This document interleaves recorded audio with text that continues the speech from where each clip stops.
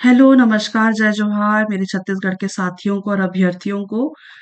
अ, हम भारत का आधुनिक इतिहास देख रहे हैं और आज इस वीडियो में हम साइमन कमीशन से लेकर भारत छोड़ो आंदोलन तक में जितने भी टॉपिक हैं जो महत्वपूर्ण हैं, जिससे प्रश्न बने हुए हैं, वो सारे पीवाईक्यूज हम देखेंगे और हम साथ में व्याख्या भी देखते चलेंगे और थोड़ा बहुत एक्स्ट्रा व्याख्या भी है, वो सब भी हम रीड करते चलेंगे। ठीक है, तो साइमन कमीशन से आज का हमारा पहला सवाल है। चलिए देखते हैं। साइमन कमीशन का बहिष्कार मुख्य रूप में किस किया गया था, क्योंकि यहाँ पे चारों ऑप्शंस को देखने पड़ेंगे। ब्रिटिश सरकार स्वराज की मांग को पूरा नहीं करना चाह रही थी, ऐसा कुछ भी नहीं है। कमीशन ने दलितों की आवश्यकता को पूरा नहीं किया था। अ, मुस्लिम आरक्षण को स्वीकार नहीं किया था। उपरोक्त में से कोई नहीं। इसका उत्तर होगा उपरोक्त में से कोई कोई नहीं, है ना? क्योंकि साइमन कमीशन क्यों आया था? क्योंकि इस कमीशन में भारतीय तो थे ही नहीं, जो भी थे इसमें जो सदस्य थे वो सारे के सारे ब्रिटिशर्स थे, है ना? विदेशी ही थे। तो इस वजह से इसका इस कमीशन का बहिष्कार किया गया था। ठीक है? तो इसका उत्तर हो जाएगा उपरोक्त में से कोई नहीं। 1919 के अधिनियम में यह व्यवस्था थी कि उसकी समीक्षा 10 वर्ष बाद होगी, किंतु 2 वर्ष पूर्व ही। यहाँ पे 2 वर्ष नहीं होगा, यहाँ पे सॉरी 3 वर्ष नहीं होगा, यहाँ पे 2 वर्ष होगा। 2 वर्ष पूर्व ही 1927 में इसकी समीक्षा के लिए साइमन कमीशन का गठन कर दिया गया, जिससे भारतीयों के स्वराज्य की मांग को पूरा न करने का खतरा पुनः उत्पन्न हो गया। इतना ही नहीं, इस कमीशन में किसी भी भारतीय को शामिल नहीं किया गया, इसलिए इस कमीशन का बहिष्कार किया गया। देखिए क्या हुआ था इस वक्त 1929 में ब्रिटेन में आम चुनाव होने वाले थे। ठीक है, आम चुनाव। तो है ना, वहां के ब्रिटिशर्स ये चाहते थे कि ये जो 1919 का अधिनियम था उसमें ये प्रावधान था कि हर 10 साल में भारत के लिए कुछ नियम या कानून या नीति बनाएंगे या संविधान बनाएंगे, है ना? तो ये 10 वर्ष तो पूरा हुआ नहीं था, है ना? ये 29 में आना था, है ना? 1929 में आना था, किंतु वो 2 वर्ष पहले ही वो अ, ये कमीशन लेकर के आए, है ना? और कि क्या प्रावधान होना है ना? 29 में ये प्रावधान लाने के बजाय, है ना, वो 2 साल पहले ही यानी कि 1927 में ही वो अपनी व्यवस्था लेकर के आ गए कि हमको भारत में ये व्यवस्था करनी है, वो व्यवस्था करनी है। और सारे के सारे सदस्य है ना, ब्रिटिशर्स थे। तो भारतीय तो कोई था ही नहीं उसमें, तो गलत बात हो गई थी ना। तो एक तो वो तुम पहले से लेकर के आ रहे हो 2 साल पहले ही, है ना? और तुम हमको शामिल ही नहीं कर रहे हो, हमारे लिए संविधान तो बना रहे हो, है ना? लेकिन तुम हमारे लिए, है ना, हमको तुम शामिल ही नहीं कर रहे हो। ब्रिटिशर्स चाहते थे, है ना? इवन उस टाइम पे वायसराय थे कौन? इरविन, है ना? उनसे पूछा भी गया था, भारत के जो वायसराय थे इरविन, उनसे पूछा भी गया था कि क्या आप चाहते हैं कि है ना, इनको भारतीयों को शामिल किया जाना चाहिए या नहीं इस उसमें आयोग में, है ना? तो उन्होंने मना कर दिया इरविन ने। तो है ना, इसीलिए फिर ये जॉन साइमन नाम है इनका, है ना? तो ये उनके उस टाइम पे आयोग के अध्यक्ष रहे, मतलब कर्ता धर्ता वही थे। और है ना, वो ही जो थे साइमन, वो लेकर के आए थे फिर ये व्यवस्था, है ना? ठीक है, तो इसलिए इसका विरोध किया गया था। ठीक है, अगला चलते हैं, हम प्रश्न देखते हैं। सन 1927 में साइमन कमीशन का बहिष्कार किया गया क्योंकि कमीशन में कोई भारतीय सदस्य नहीं था। ठीक है, अगला देखते हैं। साइमन कमीशन के सभी सदस्य यूरोपीय थे, जिस कारण इसे भारतीयों द्वारा श्वेत कमीशन भी कहा गया। इस आयोग में किसी भी सदस्य को शामिल नहीं किया गया। इसकी प्रतिक्रिया में काले झंडे दिखाए गए, धरना दिया गया, साइमन वापस जाओ के नारे लगाए गए। 1928 में विरोध के दौरान सैंडर्स की लाठी से पंजाब टाइगर लाला लाजपत राय की मृत्यु हो गई। इस आयोग ने 1930 में अपनी रिपोर्ट लंदन में रखी, जिसके आधार पर गोलमेज सम्मेलन के आयोजन पर विचार किया गया। तो ये वाला पॉइंट भी आप याद रखिएगा कि है ना 3 फरवरी 1928 को ये साइमन कमीशन भारत आया था, है ना? और इतना विरोध होने के बावजूद ब्रिटिशर्स को कोई फर्क नहीं पड़ा और फिर उन्होंने ये रिपोर्ट, है ना, 1930 में, है ना, लंदन में रख दी और फिर उसके बाद क्योंकि अ, है ना, इतने सारे विरोध हो रहे थे, है ना, तब फिर ये डिसाइड किया गया कि गोलमेज सम्मेलन क्योंकि उस टाइम पे फिर महात्मा गांधी ने सविनय अवज्ञा आंदोलन शुरू कर दिया, है ना? तो उसी के है ना, ध्यान में रखते हुए, उसी बात को ध्यान में रखते हुए गोलमेज सम्मेलन फिर आयोजन का विचार किया गया। ठीक है, अगला देखते हैं। साइमन कमीशन भारत कब आया, याद रखिएगा। फरवरी 1928, 3 फरवरी 1928। ठीक है, अगला देखते हैं। किस राजनीतिक संस्था या पार्टी ने साइमन कमीशन का बहिष्कार नहीं किया? तो पंजाब यूनियनिस्ट, है ना, यूनियनिस्ट पार्टी जो थी, इन्होंने साइमन कमीशन का बहिष्कार नहीं किया था। बाकी ये हिंदू महासभा, मुस्लिम लीग, भारतीय कांग्रेस, ये सारे थे उसमें शामिल। ठीक है, अगला देखते हैं। अगला टॉपिक है हमारा नेहरू रिपोर्ट व सर्वदलीय सम्मेलन। इससे संबंधित प्रश्न है, चलिए देखते हैं। फरवरी 1928 में आयोजित सर्वदलीय सम्मेलन के अध्यक्ष निम्नलिखित में से कौन थे? याद रखिएगा, डॉक्टर एम ए अंसारी। ठीक है, एम ए अंसारी। अगला देखते हैं। निम्न में से कौन सी जोड़ी आयोग, सम्मेलन, व्यक्ति तथा सिफारिश निर्णय सुमेलित नहीं है? सुमेलित नहीं है, चलिए देखते हैं। सुमेलित नहीं है। साइमन कमीशन, द्वैध शासन की समाप्ति, ये तो सुमेलित है। हाँ, 1928 का सर्वदलीय सम्मेलन, सविनय अवज्ञा आंदोलन, यही सुमेलित नहीं है ना? इसका उत्तर हो जाएगा ऑप्शन नंबर बी। ठीक है, अगला देखते हैं। अगला, क्योंकि 1928 का सर्वदलीय सम्मेलन तो नेहरू रिपोर्ट पर था ना। ठीक है, अगला देखते हैं। निम्नलिखित में से किसने नेहरू रिपोर्ट तैयार करने में मोतीलाल नेहरू की सर्वाधिक सहायता की थी? तो याद रखिएगा, तेज बहादुर सप्रू। अगला देखते हैं। नेहरू रिपोर्ट 1928 किसने तैयार की थी? मोतीलाल नेहरू। यहाँ पे दिया हुआ है व्याख्या। साइमन कमीशन के विरोध एवं बहिष्कार के पूर्व 1925 ईस्वी में भारत सचिव लॉर्ड बर्कनहेड ने कांग्रेसी नेता को चुनौती दे डाली थी कि यदि वे विभिन्न संप्रदायों की आपसी सहमति से एक संविधान का मसौदा तैयार कर सके तो निश्चय ही उस पर ब्रिटिश सरकार सहानुभूति पूर्ण ढंग से विचार कर सकती है। ठीक है, चैलेंज भाई साहब। और वैसे भी हम तो इंडियंस हैं, भारतीय हैं। हम तुम हमको चैलेंज करोगे, हम एक्सेप्ट करेंगे, है ना? तो नेहरू समिति बनाई गई। अध्यक्ष थे कौन? मोतीलाल नेहरू। और सदस्य कौन थे? सर अली इमाम, S S Ade, Tej Bahadur Sapru, Mangal Singh, G R Pradhan, Shoaib Qureshi, Subhash Chandra Bose, M N Joshi और जेपी प्रधान। ठीक है, ये सदस्य थे। चलिए अगला देखते हैं। अगला है कांग्रेस का लाहौर अधिवेशन और पूर्ण स्वराज प्रस्ताव 1929। ठीक है, अगला प्रश्न देखेंगे इसमें। सन 1929 में निम्नलिखित में से किस अधिवेशन में भारतीय राष्ट्रीय कांग्रेस ने पूर्ण स्वराज का प्रस्ताव पारित किया था? इसका उत्तर हो जाएगा लाहौर अधिवेशन। हमने कांग्रेस के अधिवेशन वाले जो वीडियोस देखे हैं, मतलब किए हैं, तो उसमें भी ये सारे प्रश्न बने हुए हैं, तो आपको थोड़ा बहुत तो याद होगा ही। ठीक है, लाहौर अधिवेशन कब हुआ था? 1929 में हुआ था। उसी समय ही पूर्ण स्वराज का, है ना, वो प्रस्ताव रखा गया था। अगला देखते हैं। 31 दिसंबर 1929 के लाहौर अधिवेशन में रावी नदी के तट पर भारतीय राष्ट्रीय कांग्रेस ने पूर्ण स्वराज का प्रस्ताव पारित किया।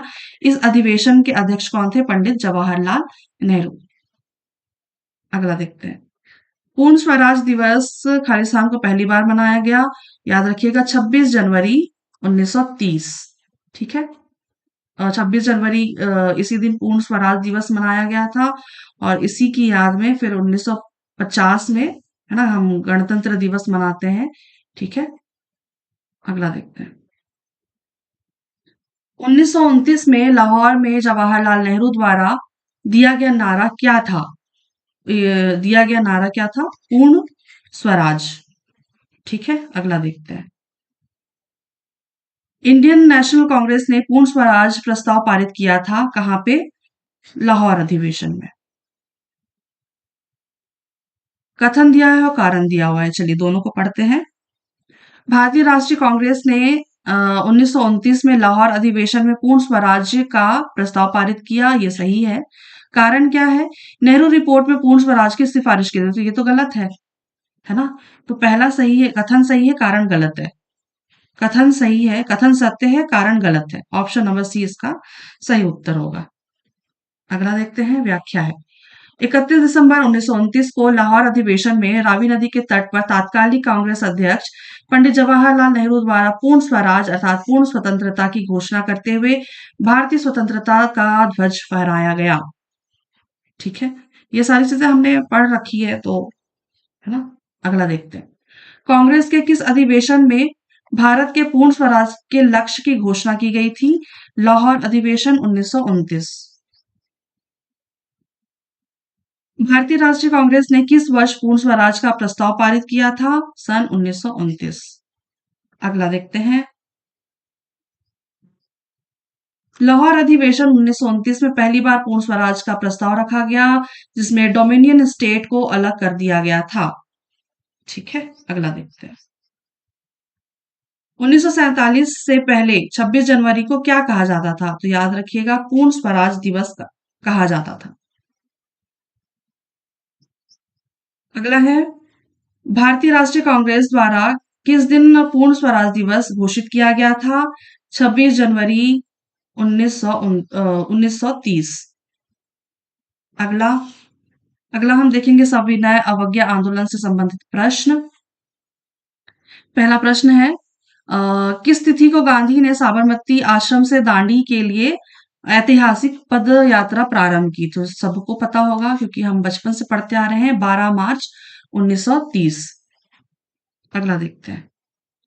सविनय अवज्ञा आंदोलन के दौरान निम्नलिखित में से किस स्थान पर खान अब्दुल गफ्फार खान की गिरफ्तारी का विरोध कर रही भीड़ पर गढ़वाल राइफल्स के सिपाहियों ने गोली चालन से इनकार कर दिया था?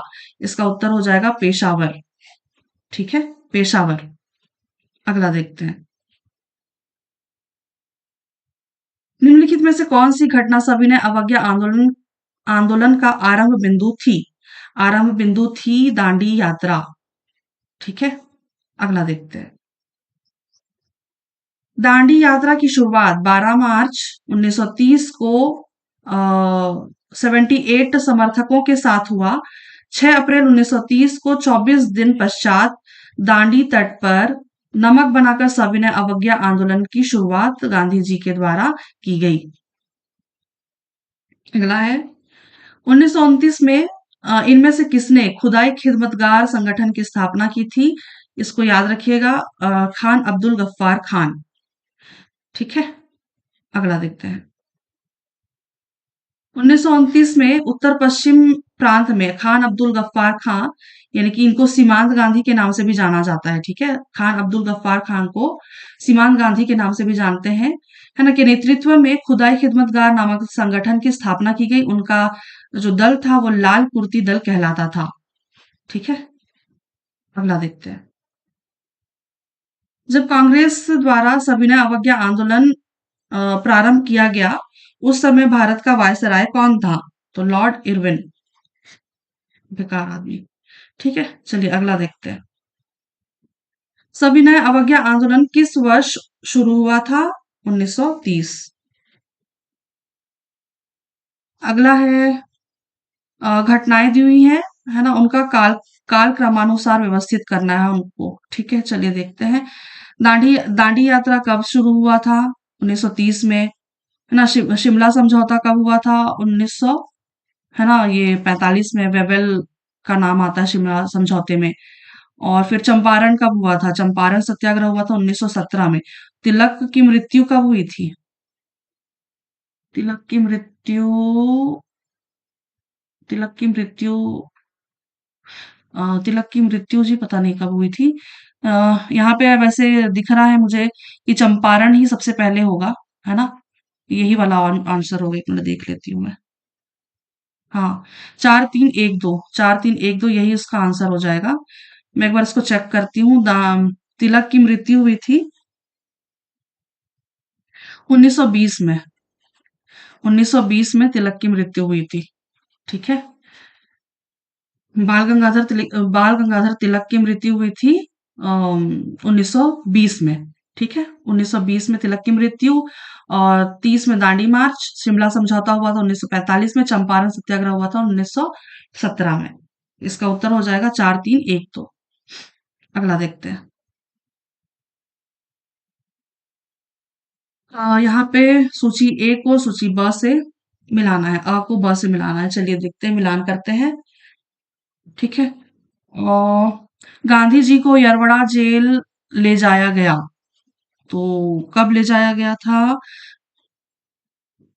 अ, कब ले जाया गया था जी?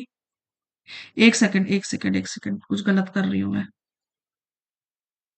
ठीक है, ठीक है। मैं कंफ्यूज हो गई थी, है ना? ऐसा मिलान करना है इनको। ठीक है, ये गांधी जी को यरवड़ा जेल ले जाया गया, तो ये ले जाया गया था सविनय अवज्ञा आंदोलन के टाइम पे। ठीक है। और फिर गांधी जी ने आमरण अनशन कब किया था? ये किया था उन्होंने, ये कम्युनल अवार्ड के टाइम पे के विरुद्ध में। ठीक है। तो फिर हो गया था कराची जाते समय काले झंडे दिखाए गए कब? कराची जाते समय दिल्ली समझौते का अनुमोदन के टाइम पे ये हुआ था, है ना?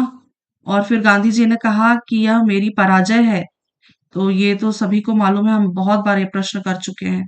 1939 का कांग्रेस संकट, वो त्रिपुरी अधिवेशन वाला, है ना? सुभाष चंद्र बोस और गांधी जी के बीच मतभेद हो गया था, फिर सुभाष चंद्र बोस ने अपने अध्यक्ष पद से इस्तीफा दे दिया था, है ना? तो ये हो गया था। तो क्या हो जाएगा उत्तर? तो ऐसे वाले ना बहुत गड़बड़ लगते हैं। देखते हैं, ए का दो और बी का चार, ए का दो बी का चार, यही वाला आंसर होगा। सी का एक बार चेक कर लेते हैं। सी का एक, सी का भी एक है, और डी कहाँ गया? हाँ, डी का तीन। ठीक है, ये वाला आंसर है। ठीक है, तो ये उत्तर हो जाएगा आपका, ऑप्शन नंबर ए। अगला देखते हैं। सन 1930 में महात्मा गांधी ने दांडी के लिए पद यात्रा किस स्थान से प्रारंभ की थी? साबरमती आश्रम से प्रारंभ करी थी। ठीक है, अगला देखते हैं।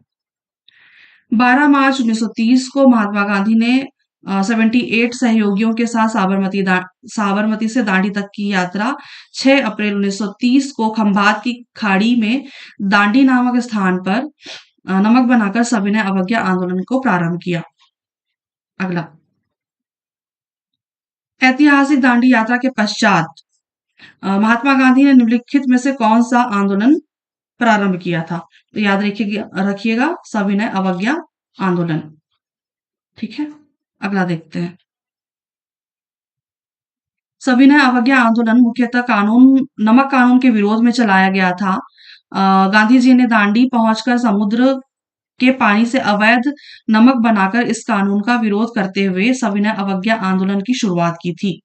ठीक है, तो उस वक्त सविनय अवज्ञा आंदोलन के टाइम पे, है ना, नमक कानून पूरे भारत में तोड़ा गया था, है ना? नमक कानून बना करके, है ना, नमक बना करके, है ना, हर जगह ये आंदोलन की शुरुआत हुई थी। तो या आप बताइए जरा मुझे कि छत्तीसगढ़ में नमक कानून, मतलब छत्तीसगढ़ में, रायपुर में, है ना, रायपुर में भी हर जगह, जैसे कि रायपुर हो गया, बिलासपुर हो गया, धमतरी हो गया, है ना, दुर्ग हो गया, तो ऐसे जगहों पे भी नमक बना करके ये कानून तोड़ा गया था, है ना? तो कहाँ-कहाँ पे कौन-कौन से छत्तीसगढ़ में बना करके तोड़ा गया था बताइएगा। रायपुर का बता दीजिए, बिलासपुर का भी बता दीजिए, है ना? रिकॉल करवा रही हूँ आपको। ठीक है, अगला देखते हैं। 1930 में महात्मा गांधी ने सविनय अवज्ञा आंदोलन कहाँ से प्रारंभ किया था? इसका उत्तर हो जाएगा साबरमती। अगला देखते हैं। अच्छा, 12 मार्च 1930 को गांधी जी ने सविनय अवज्ञा आंदोलन की शुरुआत साबरमती से की थी, किंतु इसका उत्तर दांडी लिया गया है।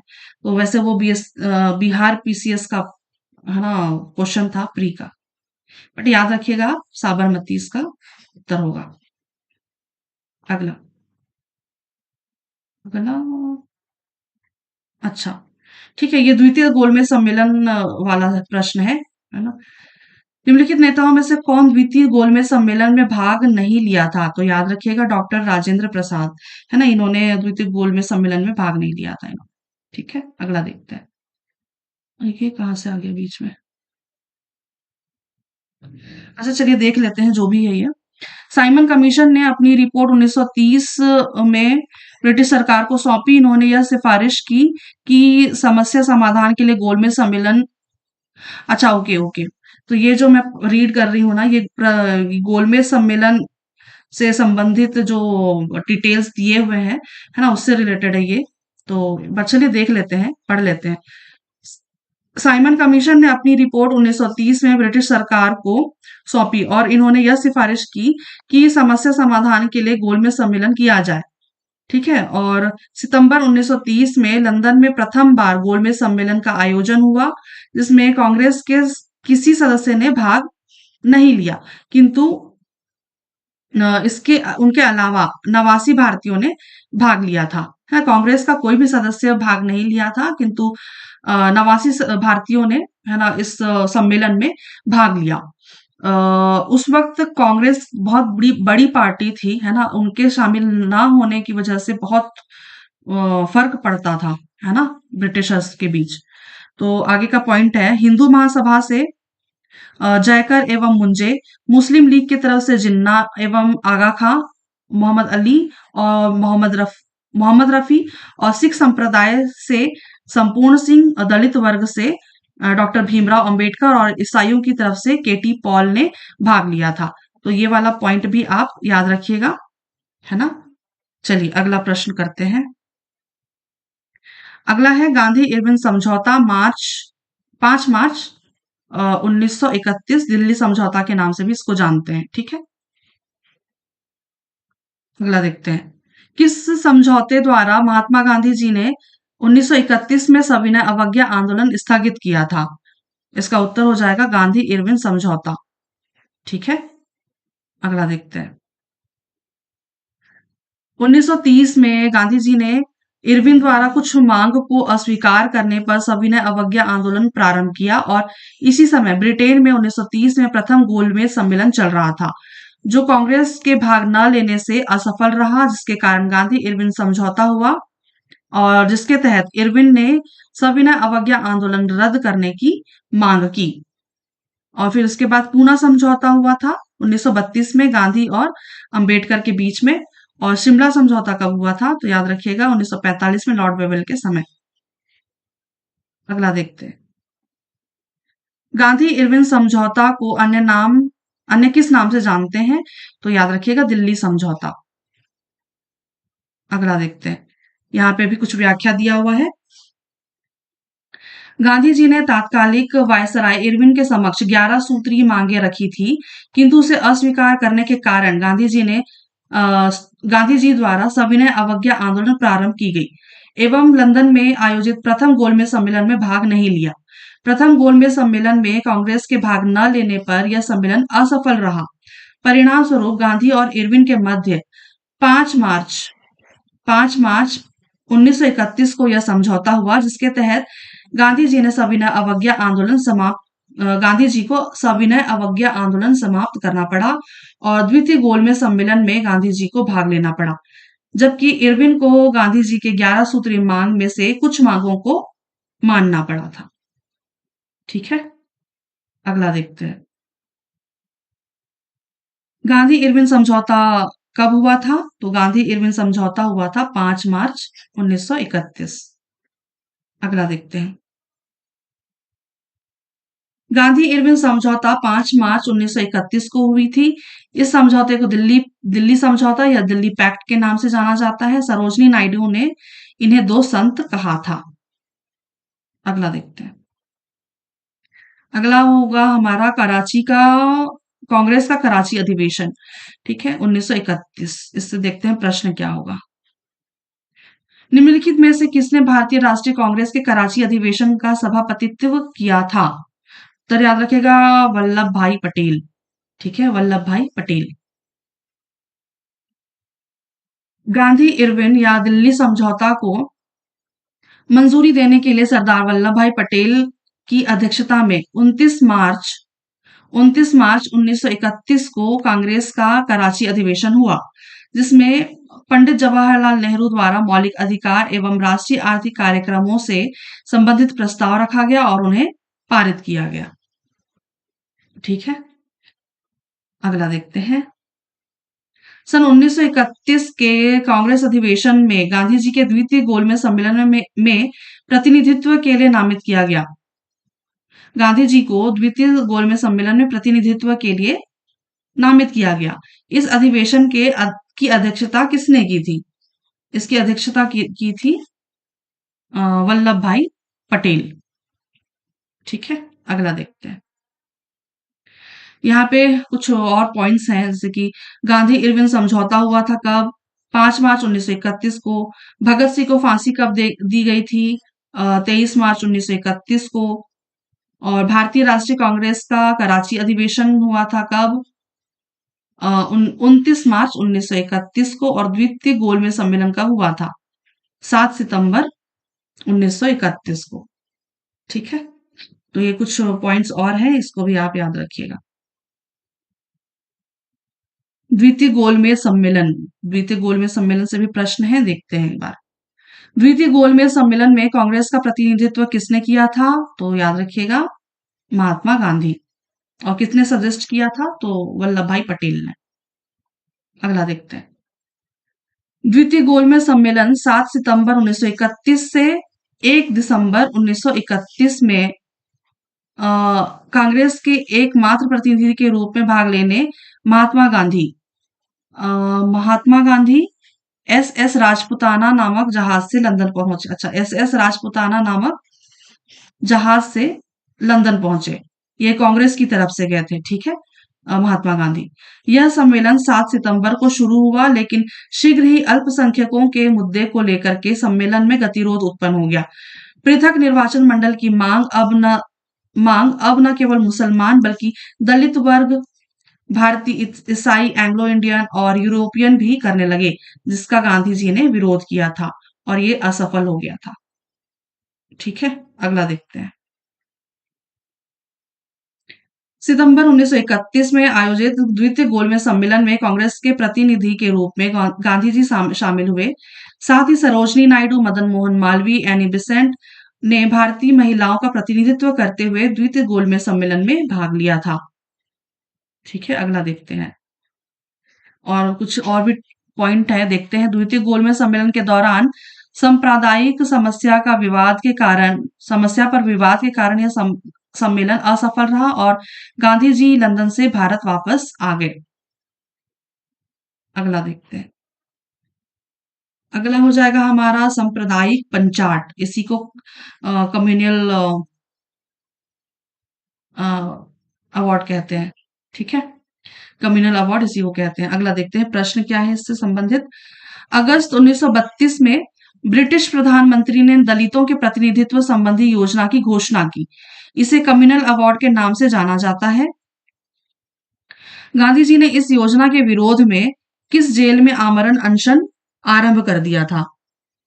इसका उत्तर यरवड़ा जेल। ठीक है, यरवड़ा जेल। और इसी समय फिर है ना, ये क्या नाम है, इसी के बाद फिर वो हुआ था जी, पूना पैक्ट। ठीक है, वो अंबेडकर से फिर इन्होंने है ना मुलाकात करी थी। ठीक है, आगे चलेंगे, इसके प्रश्न बनेंगे, देखते हैं आगे। 1932 में रैमजे मैकडोनल्ड ने कम्युनल अवार्ड यानी कि सांप्रदायिक पंचाट की घोषणा की, जिसके विरुद्ध गांधी जी ने यरवड़ा जेल में आमरण अनशन की घोषणा की थी। यरवड़ा जेल कहाँ पे है? तो याद रखिएगा, पूना में है। पुणे में है। इसी जेल में वो यरवड़ा जेल में ही वो थे, क्या नाम उनका? संजय दत्त भाई साहब। ठीक है, अगला देखते हैं। अगस्त 1932 में तात्कालिक ब्रिटेन प्रधानमंत्री मैकडोनाल्ड ने सांप्रदायिक निर्णय प्रस्तुत किया, जिसमें दलित वर्ग को भी अल्पसंख्यक मानकर हिंदुओं से पृथक निर्वाचन एवं पृथक प्रतिनिधित्व की व्यवस्था की। इसे मैकडोनल्ड अवार्ड या सांप्रदायिक निर्णय या सांप्रदायिक पंचाट या कम्युनल अवार्ड के नाम से भी जाना जाता है। ठीक है, अगला देखते हैं। इस अवार्ड के पूर्व मुस्लिम, सिख एवं ईसाई महिलाओं एवं आंग्ल भारतीयों के लिए पृथक निर्वाचन एवं प्रतिनिधित्व की व्यवस्था कर चुके थे, और इस निर्णय में दलित वर्गों के लिए भी पृथक निर्वाचन का प्रावधान रखा गया था, जिसके विरोध में कौन थे? महात्मा गांधी थे। इस अवार्ड के पूर्व वही है। इस अवार्ड के पूर्व मुस्लिम, सिख एवं ईसाई महिलाओं एवं आंग्ल भारतीयों के लिए पृथक निर्वाचन एवं प्रतिनिधित्व की व्यवस्था कर चुके थे, और इस निर्णय में एक विशेष वर्ग के लिए पृथक निर्वाचन का प्रावधान रखा गया। बौद्धों के लिए पृथक निर्वाचन एवं आरक्षित सीट का प्रावधान नहीं किया गया था। सांप्रदायिक अवार्ड के तहत प्रांतीय विधानमंडलों में दलितों के लिए सुरक्षित 71 सीट थे, जिसे पूना पैक्ट में बढ़ा करके 147 कर दिया गया। ठीक है, तो ये वाला पॉइंट याद रखिएगा, है ना। पहले दलितों के लिए 71 सीटें थी, है ना, उसके बाद उसको बढ़ा करके 147 कर दिया गया। ये प्रश्न में पूछा गया है। ठीक है, वो कब हुआ था? तो पूना पैक्ट में हुआ था। ठीक है, अगला देखते हैं। पूना पैक्ट 1932, याद रखिएगा। प्रश्न है, हरिजन सेवक संघ का पूर्व नाम क्या था? हरिजन सेवक संघ का पूरा पहले का नाम था ऑल इंडिया अनटचेबिलिटी लीग। ठीक है, untouchability league, all India untouchability league. अगला देखते हैं। पूना पैक्ट के अंतर्गत प्रांतीय विधानमंडली अ, प्रो प्रांतीय विधानमंडली प्रोविंशियल लेजिस्लेचर में दलित वर्गों के लिए आरक्षित सीटें बढ़ाकर कितनी कर दी गई थी? तो अभी देखा हमने, है ना, 147 कर दी गई, है ना। पहले कितनी थी? 71 सीटें थी, और उसको बढ़ा करके 147 कर दी गई। अगला देखते हैं। 1932 के पूना समझौते या पूना पैक्ट के साथ किसका सीधा संबंध था? इसका उत्तर हो जाएगा भारतीय दलित वर्ग। ठीक है, अगला देखते हैं।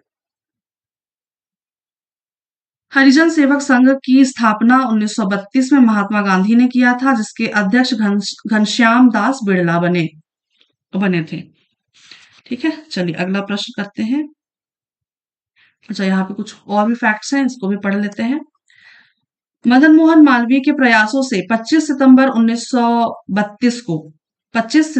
1932 को बी आर अम्बेडकर तथा गांधी जी के अनुयायियों के बीच एक समझौता हुआ, जिसे पूना पैक्ट के नाम से जानते हैं, जिसमें दलित वर्गों के लिए 71 सीटों की जगह सुरक्षित स्थानों की संख्या 147 करने तथा संयुक्त निर्वाचन मंडल स्वीकार करने की बात कही गई थी, है ना। इसे पूना पैक्ट कहा जाता है। तो पूना पैक्ट के बारे में ये वाला पॉइंट है ना, ये क्यों हुआ था, और ये सब ये याद रखिएगा, ये वाला पॉइंट। ठीक है, अगला देखते हैं। अखिल भारतीय पद दलित वर्गों के संघ की स्थापना डॉक्टर बी आर अम्बेडकर ने की। उन्हें भारतीय संविधान का निर्माता भी कहा जाता है। उन्होंने 1924 में दलित संस्थान तथा 1927 में समाज समता संघ की स्थापना की। अगला देखते हैं। कितने सारे पॉइंट्स हैं भाई, चलिए देखते हैं एक बार। पूना जेल से छूटने के पश्चात गांधी जी ने समस्त भारत का भ्रमण कर एक वर्ग विशेष की स्थिति देखी और उनके सामाजिक उत्थान के लिए हरिजन सेवक संघ की स्थापना की, जिसके अध्यक्ष कौन थे? घनश्याम दास बिड़ला। और डॉक्टर भीमराव अंबेडकर 1932 में अखिल भारतीय दलित वर्ग संघ की स्थापना की थी। गांधी जी ने जनवरी 1933 में हरिजन साप्ताहिक पत्रिका का प्रकाशन किया। तो ये वाला प्रश्न आई थिंक पूछा गया है ना। गांधी जी ने जनवरी 1933 में हरिजन साप्ताहिक पत्रिका का प्रकाशन किया था। ठीक है, अगला देखते हैं। अगला हम देखेंगे क्या गया।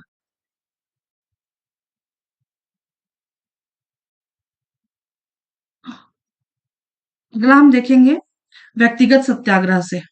ठीक है, व्यक्तिगत सत्याग्रह से प्रश्न है, निम्नलिखित में से कौन सी जोड़ी वर्ष और आंदोलन सुमेलित नहीं है? चलिए देखते हैं। 1920 में असहयोग आंदोलन सुमेलित है, सविनय अवज्ञा आंदोलन 1930 सुमेलित है। यही सुमेलित नहीं है, व्यक्तिगत सत्याग्रह यही सुमेलित नहीं है, क्योंकि ये तो आया था 1940 में व्यक्तिगत सत्याग्रह, है ना। और भारत छोड़ो आंदोलन 1942 ये भी सुमेलित है। तो इसका उत्तर हो जाएगा ऑप्शन नंबर सी, व्यक्तिगत सत्याग्रह आया था 1940 में। अगला देखते हैं। 1940 में व्यक्तिगत सत्याग्रह की शुरुआत की गई थी। प्रथम व्यक्तिगत सत्याग्रही विनोबा भावे, और दूसरे सत्याग्रही जवाहरलाल नेहरू, और तीसरे थे ब्रह्मदत्त। ठीक है, तो आई थिंक इतना तो नहीं पूछा जाएगा डिटेल में, बट फिर भी याद रख लीजिए, पहले व्यक्तिगत सत्याग्रही कौन थे? विनोबा भावे। और द्वितीय सत्याग्रही थे दूसरे जवाहरलाल नेहरू, और तीसरे थे कौन? ब्रह्मदत्त। अगला देखते हैं। किस स्थान से भूमि दान प्राप्त कर विनोबा भावे ने भूदान आंदोलन का प्रारंभ किया था? तो याद रखिएगा, पोचमपल्ली। ठीक है, पोचमपल्ली। अगला देखते हैं।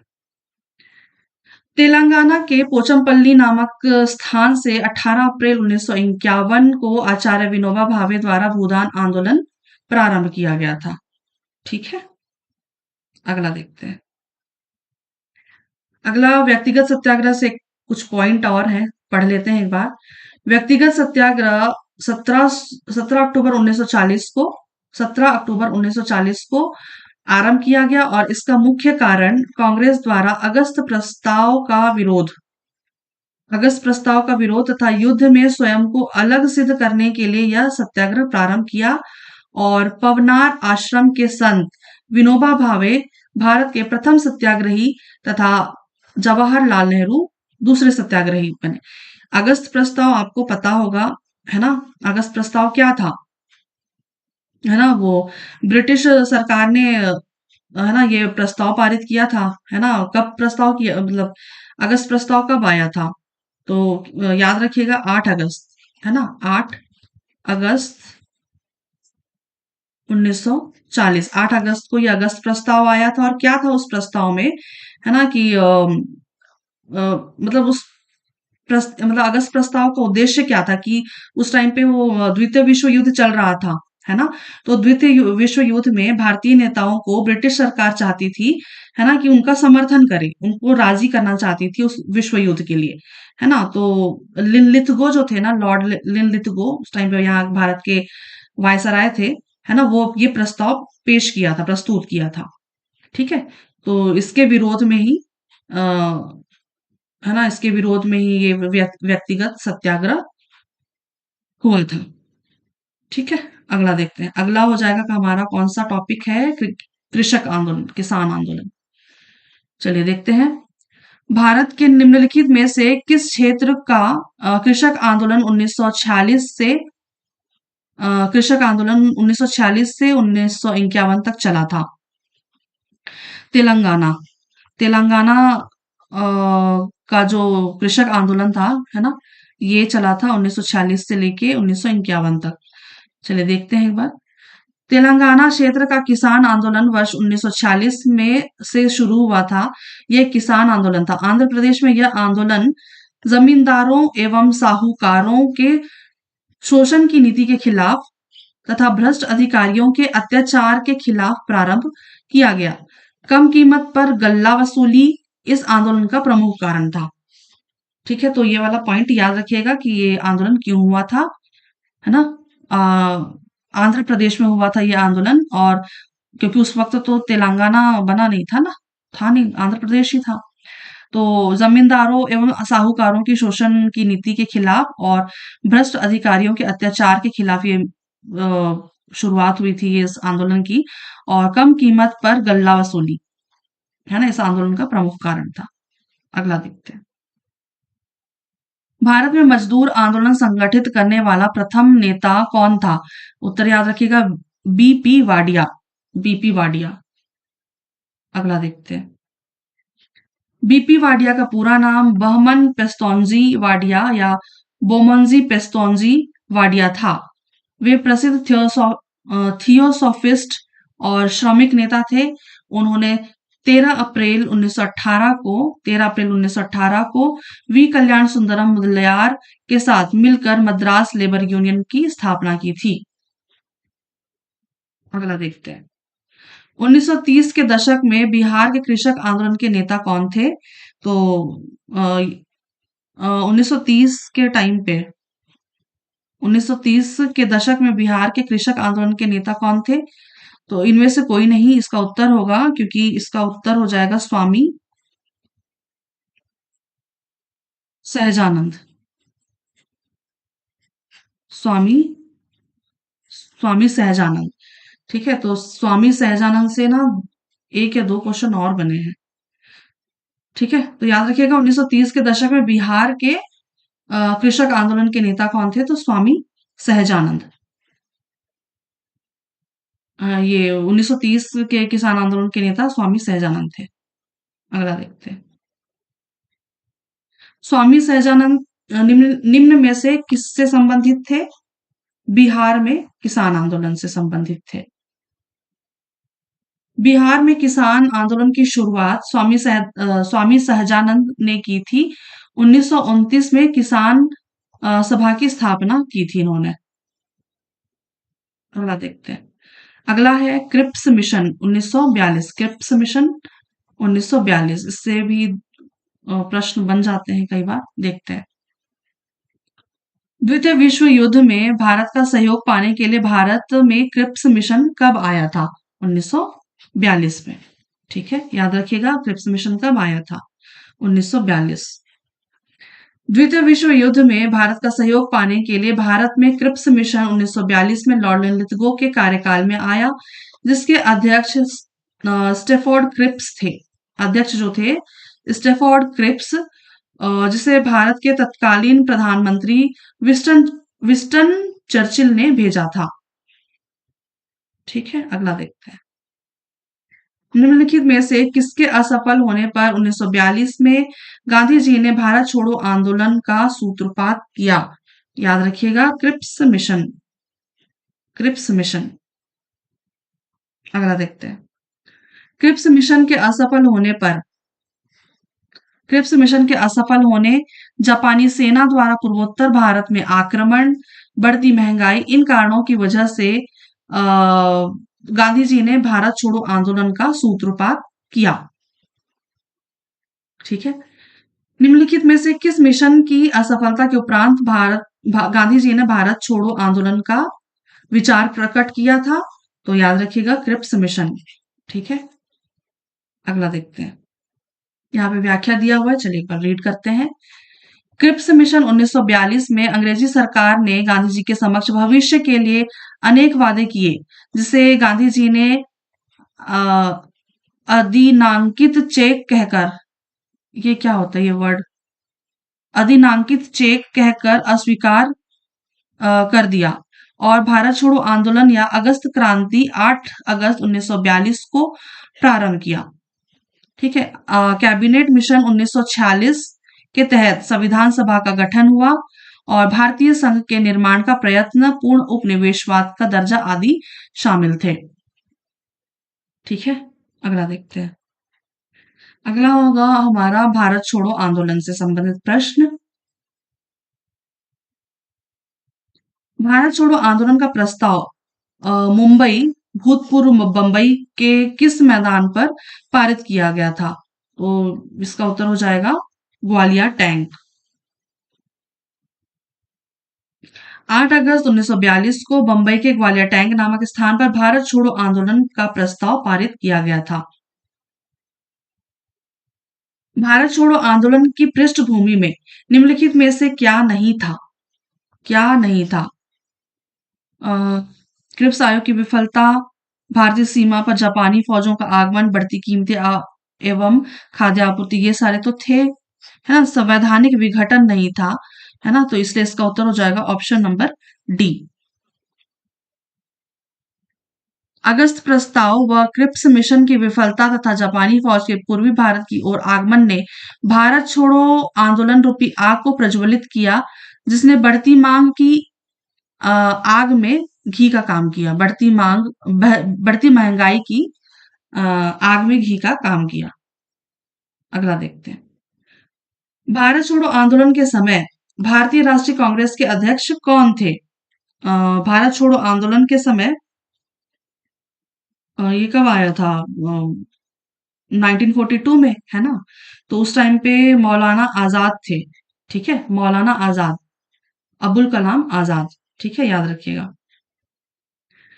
किस वर्ष महात्मा गांधी ने भारत छोड़ो आंदोलन का सूत्रपात किया? 1942। भारत छोड़ो का प्रस्ताव भारतीय राष्ट्रीय कांग्रेस के किस अधिवेशन में पारित किया गया था? तो ये हो जाएगा, ये तो वर्धा अधिवेशन में हुआ था, है ना? तो इसलिए इसका उत्तर हो जाएगा इनमें से कोई नहीं, क्योंकि ये वर्धा अधिवेशन में हुआ था। ठीक है, अधिवेशन, वर्धा अधिवेशन। ठीक है।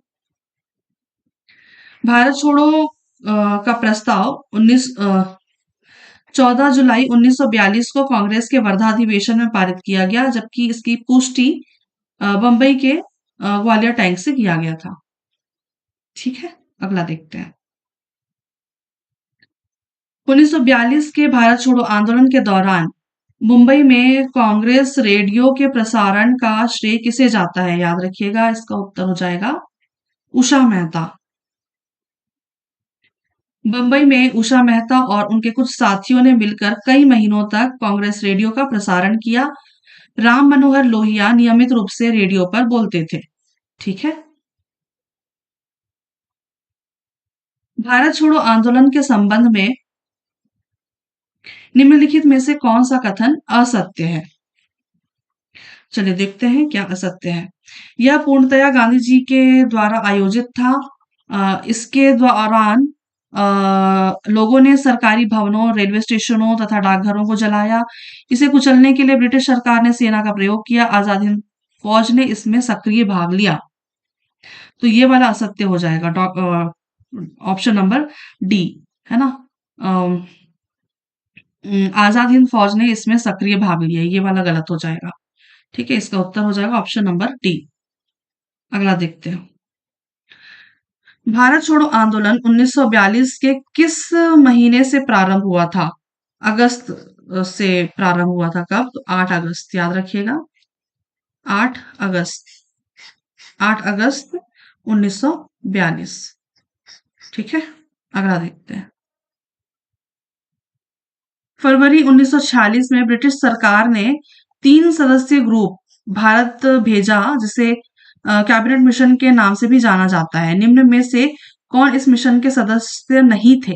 हाँ, याद रखिएगा, इसका सिंपल सा उत्तर है लॉर्ड वेवेल, है ना? क्यों? क्योंकि लॉर्ड वेवेल जो थे, इनके प्रयास जरूर थे, है ना? इनके प्रयास से ही ब्रिटेन ने कैबिनेट मिशन भारत भेजा था। ठीक है, तो इसका उत्तर क्या होगा? लॉर्ड वेवेल, है ना? लॉर्ड वेवेल का नाम आपको वेवेल योजना के टाइम, मतलब इसका नाम जोड़ा जाता है ना? वेवेल योजना के तहत, शिमला सम्मेलन के तहत जोड़ा जाता है ना? लेकिन ये सदस्य नहीं थे कैबिनेट मिशन के। वहां इनके प्रयास जरूर थे, इनके प्रयासों से ही ब्रिटिश सरकार ने कैबिनेट मिशन को भारत भेजा था। अगला देखते हैं। क्रिप्स मिशन ब्रिटिश प्रधानमंत्री चर्चिल द्वारा ब्रिटिश संसद सदस्य प्रथम मजदूर नेता सर स्टेफोर्ड क्रिप्स के नेतृत्व में वर्ष 1942 में भारत भेजा गया था। इसका वास्तविक उद्देश्य द्वितीय विश्व युद्ध में ब्रिटेन को भारतीयों के सहयोग के लिए फुसलाना था। गांधी जी इसके द्वारा भारतीयों का छले जाने का एहसास हुआ गांधी जी को, है ना? तो उन्होंने भारत छोड़ो आंदोलन की शुरुआत की। ठीक है, तो ये प्रश्न आई थिंक कुछ गड़बड़ हो गया, आगे पीछे हो गया आई थिंक। ठीक है, मेरे ख्याल से एक प्रश्न ना मिस हो गया है ना? ये एक प्रश्न मिस हो गया है, उसी का ये व्याख्या दिया हुआ है। ठीक है, तो जो भी है ये व्याख्या है, आप याद रखिएगा। अगला देखते हैं। भारतीय इतिहास में 8 अगस्त 1942 के संदर्भ में निम्नलिखित कथनों में से कौन सा सही है? कौन सा सही है 8 अगस्त 1942 के? ये है क्या? AICC, AICC, all India all India Congress committee, है ना, अखिल भारतीय कांग्रेस समिति, ठीक है, द्वारा भारत छोड़ो प्रस्ताव अंगीकार किया गया। यही यही सही है, यही सही है ना। भारतीय इतिहास में 8 अगस्त 1942 के संदर्भ में यही सही है। AICC द्वारा भारत छोड़ो प्रस्ताव अंगीकार किया गया। और इसके अलावा ऑप्शंस भी देख लेते हैं। वायसराय के एग्जीक्यूटिव काउंसिल का विस्तार अधिक संख्या में भारतीयों को सम्मिलित करने के लिए किया गया, तो ये तो गलत है। 7 प्रांतों में कांग्रेस मंत्रिमंडल ने त्यागपत्र दिया, ये भी गलत है।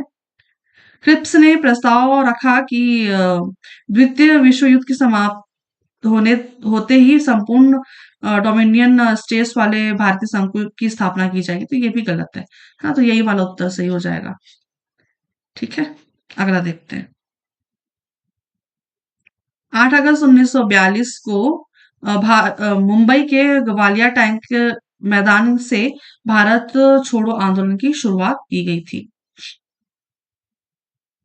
अगला है, भारत छोड़ो आंदोलन के दौरान बकरी का टापू में अखिल भारतीय आजाद दस्ता का गठन किया गया था। बकरी का टापू में अखिल भारतीय आजाद दस्ता का गठन किया गया था। इसका उत्तर हो जाएगा जी जय नारायण प्रकाश, जय प्रकाश नारायण, है ना, उन्होंने इसका गठन किया था। ठीक, अगला देखते हैं। जयप्रकाश नारायण ने नेपाल स्थित बकरी का टापू नामक क्षेत्र में अखिल भारतीय आजाद दस्ता का गठन किया था। ठीक है, अगला देखते हैं।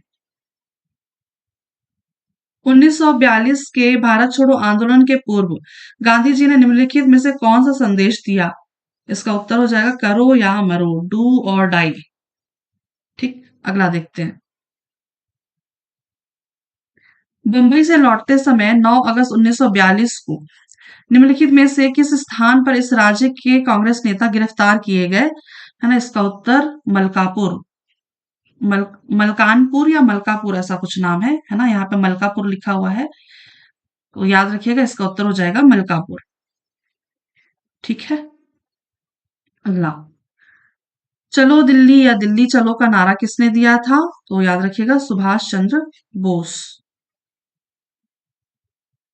भारत छोड़ो आंदोलन किस वर्ष शुरू किया गया था? 1942 में। ठीक, वर्धा प्रस्ताव के उपरांत बंबई के ग्वालियर टैंक मैदान में भारत छोड़ो आंदोलन की शुरुआत 1942 में की गई। तो ये कुछ पॉइंट्स थे, तो ये वाले पॉइंट्स भी आप याद रखिएगा। और फिर यहाँ पे हमारे सारे जो प्रश्न थे वो सारे समाप्त हो गए हैं। हमने आज देखा भारत छोड़ो आंदोलन तक। ठीक है, अगला एक वीडियो और बनेगा, लगभग शायद एक वीडियो शायद लगभग बन जाएगा, है ना। तो कुछ टॉपिक्स और बच्चे हैं, इसके बाद फिर हमारा ये आधुनिक भारत का इतिहास खत्म हो जाएगा और फिर हम स्टार्ट करेंगे प्राचीन भारत। ठीक है, जिस टॉपिक से ज्यादा प्रश्न बनते हैं ना, मैं वही वही टॉपिक्स लेकर के आ रही हूँ, है ना। और ये वाला टॉपिक तो ऐसा था, है ना, आधुनिक भारत का इतिहास में लगभग लगभग सब इम्पोर्टेंट है, तो इसको कुछ छोड़ना मेरे लिए सही नहीं लगा, है ना, कोई रिस्क नहीं ले सकते हैं। तो जो भी बना था प्रश्न वो सारे मैंने इस वीडियो में करा दिए हैं, और एक वीडियो और बनेगी। तो चलिए फिर मिलती हूँ, तब तक के लिए आप सभी को एग्जाम की हार्दिक शुभकामनाएं। धन्यवाद, शुक्रिया और आभार।